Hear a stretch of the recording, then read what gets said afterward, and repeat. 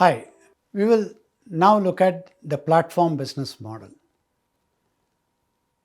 Let's go back to summer of 2007 when the world found itself standing on the cusp of a major business shift, though many people did not know it yet.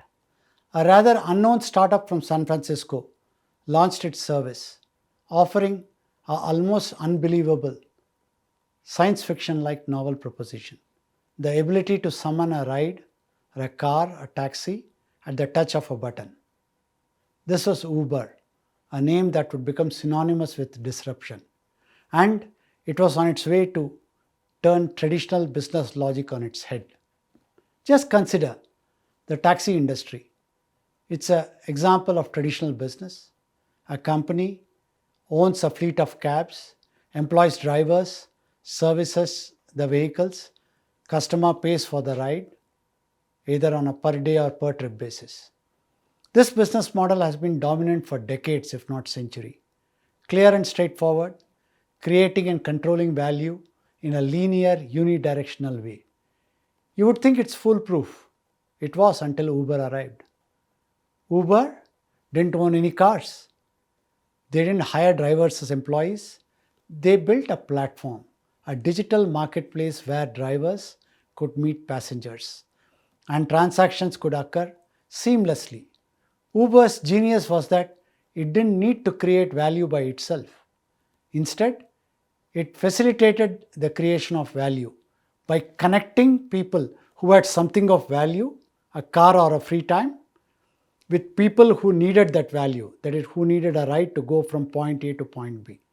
This was the dawn of platform business model, a model that leveraged network effects, data effects, and technology, which was set to challenge, disrupt, and transform the established order of traditional businesses. Let's delve deep into platform business model. A platform business model involves a digital platform acting as an intermediary between independent parties, typically consumers and producers.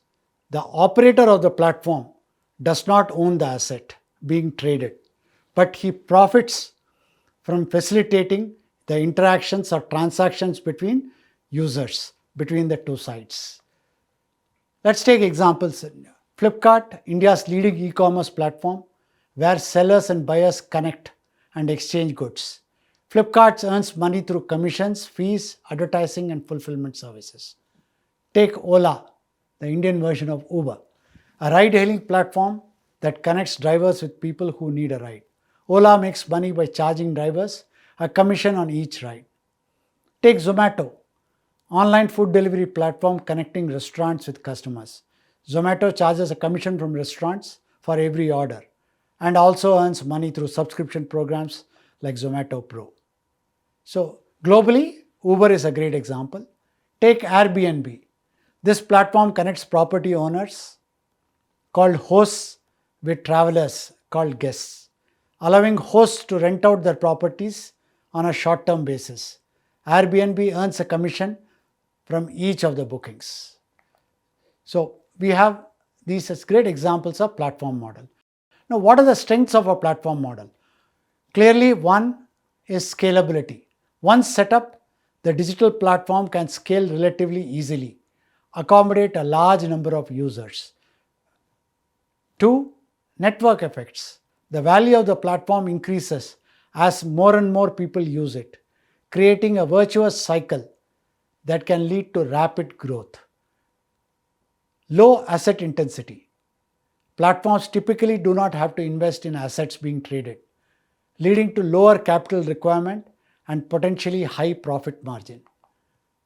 While these are strengths of a platform model, there are weaknesses too. Let's look at now the weaknesses of the platform business model. What are the challenges?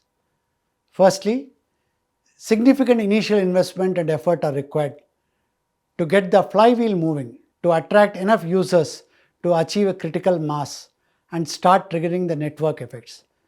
As an example, if you are the first rider and there are no cars available, the model will not work. So what does Ola or Uber need to do? Ensure there is enough mass of cars in your locality before even the first ride takes place. That requires significant initial investment. They have to arrange for drivers, arrange for cars, they have to pay them when the users keep on joining. And the reverse too. If you are the first driver there and there are no customers for you to give ride to, you will walk away. So they need to ensure and incentivize enough riders to come in by giving discounts or free rides or offers so that they come in and start using the Uber or the Ola card. So the initial investment and effort can be substantial till the flywheel starts moving or the business starts operating. Second is a regulatory risk. Platforms can be susceptible to regulatory challenges because they are disrupting initial business models. There has been a lot of protests against Uber. Even today, in certain cities like Goa in India, in certain countries, you don't allow platforms like Uber to operate. The third weakness is dependence on user loyalty. Platforms must ensure that all the participants derive value and continue using the platform, making the monetization of interactions a very challenging task. Take for example, if you do too much of surge pricing for Uber or Ola, that will upset the customers. Customers will stop using Uber or Ola and go back to auto or bus or their own vehicles. So, on the other hand, unless you are able to pay enough, it's difficult to get drivers to come and drive for you. Why would they drive at 2 a.m. in the night? Unless and until it is remunerative for them through a surge pricing or other mechanism. So platforms typically try and ensure and balance the need of both the sides in order to make it succeed. Let's now look at what are the critical factors for success of a platform business.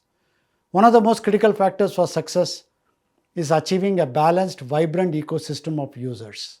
Platform must attract enough users on both sides, consumers and producers, to ensure there is sufficient interactions and transactions to generate revenue and keep both sides happy.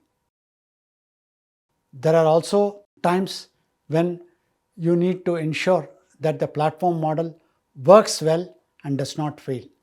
Let's look at some of the failures of platform business models.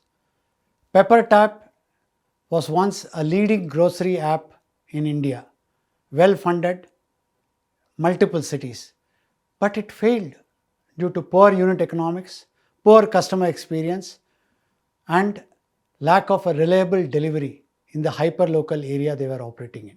While platforms are asset light, they need to ensure that customer satisfaction is achieved by ensuring proper balance between supply and demand.